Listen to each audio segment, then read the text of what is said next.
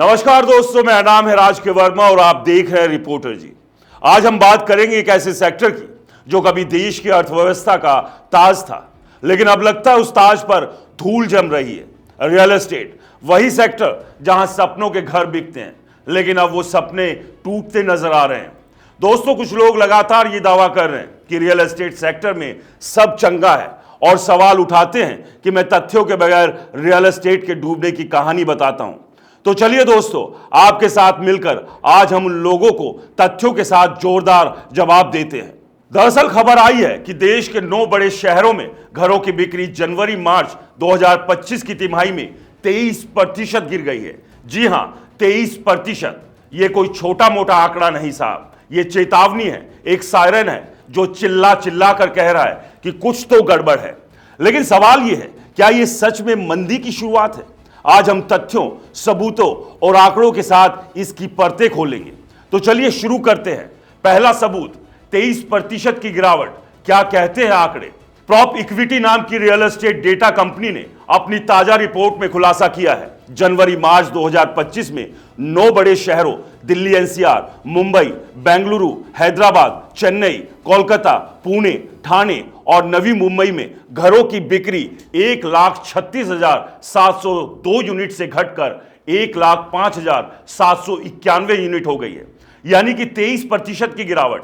अब जरा शहर दर शहर देखिए। हैदराबाद में 47% की गिरावट, 24,044 से घटकर 12,682 यूनिट।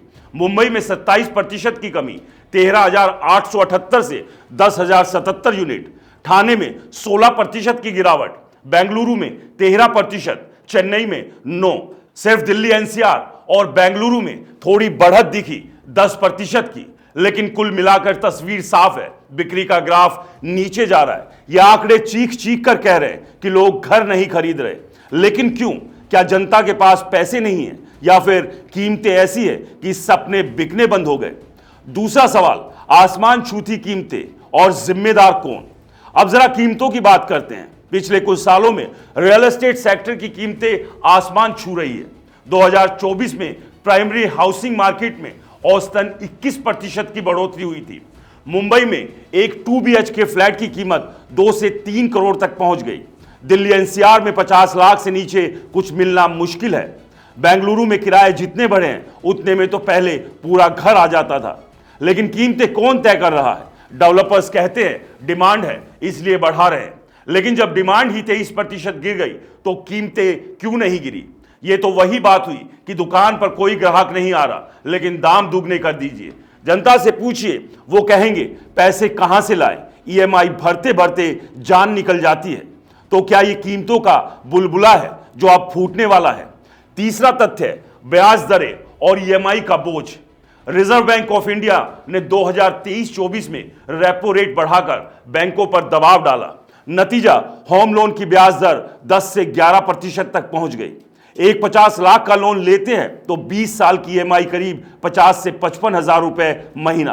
अब आप ही बताइए, एक मिडिल क्लास परिवार जिसकी कमाई 70 से 80 हजार महीना है, वो ये EMI कैसे भरेगा? ऊपर से महंगाई, दाल 150 रुपए किलो, पेट्रोल 100 के पार। ऐसे में घर खरीदना तो दूर, लोग किराया देने में भी हाफ रहे हैं। बिल्डर और बैंकों की मिलीभगत से ये खेल चल रहा है। ब्याज दरें कम करने की बात होती है, लेकिन बैंक टस से मस नहीं होते। क्यों? क्योंकि उनकी जेबें भर रही है और जनता की जेब खाली हो रही है। चौथा सबूत, नई आपूर्ति में 34% की कमी। रिपोर्ट में एक और चौंकाने वाला आंकड़ा है। इस तिमाही में नई रिहायशी प्रॉपर्टी की आपूर्ति 34% घटी है।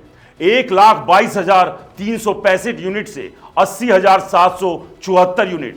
यानी बिल्डर भी डरे हुए हैं, वो नए प्रोजेक्ट करने से कतरा रहे हैं। क्यों?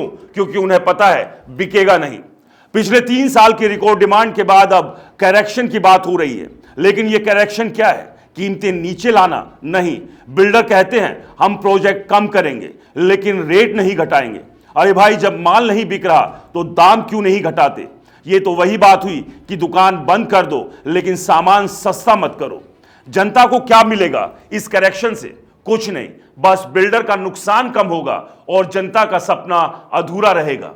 पांचवा सवाल, मंदी या साजिश। अब असली सवाल पर आते हैं। क्या यह मंदी की शुरुआत है या फिर ये एक और सोची समझी साजिश है जिसमें बड़े बड़े बिल्डर, बैंक और सरकारें मिलकर जनता को लूट रही है?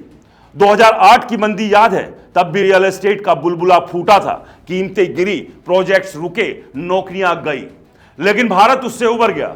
आज फिर वही हालात नजर आ रहे हैं। आर्थिक वृद्धि धीमी पड़ रही है, बेरोजगारी बढ़ रही है, लोग नौकरी बचाने में लगे हैं, घर खरीदने की सोच कौन रहा है, फिर भी कीमतें आसमान पर है। ये विरोधाभास क्यों?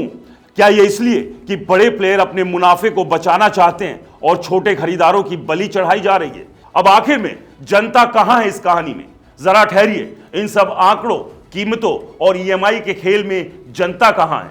वो जनता जो दिन रात मेहनत करती है, टैक्स भरती है और एक छोटा सा घर खरीदने का सपना देखती है, वो जनता इस ड्रामे में कहीं नहीं दिखती। डेवलपर्स की मीटिंग हो गई है, बैंक अपनी ब्याज दरें तय कर रहे हैं, सरकार टैक्स वसूल रही है, लेकिन जनता के सवालों का जवाब कौन देगा?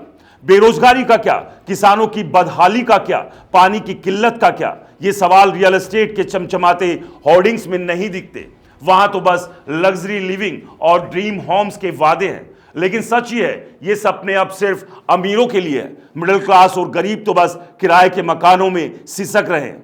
और इस सब के बीच एक और सबसे बड़ा सवाल ये कि आगे भविष्य क्या? तो साहब, रियल एस्टेट में मंदी की शुरुआत हो चुकी है या नहीं, ये तो वक्त बताएगा। लेकिन इतना तय है, 23% की गिरावट कोई छोटी बात नहीं है। अगर कीमतें नहीं घटी, ब्याज दरें कम नहीं हुई और बिल्डर ने जनता की नहीं सुनी, तो ये सेक्टर गहरे संकट में जा सकता है। सरकार क्या कर रही है? कुछ नहीं, वो बस पीएम के नाम पर आंकड़े गिना रही है। लेकिन जमीन पर कितने घर बने, कितने लोगों को मिले, ये सवाल पूछने वाला कोई नहीं। बिल्डर कह रहे हैं हमारे फंडामेंटल्स मजबूत है। अरे भाई, जब जनता ही घर नहीं खरीद रही तो आपके फंडामेंटल्स किस काम के?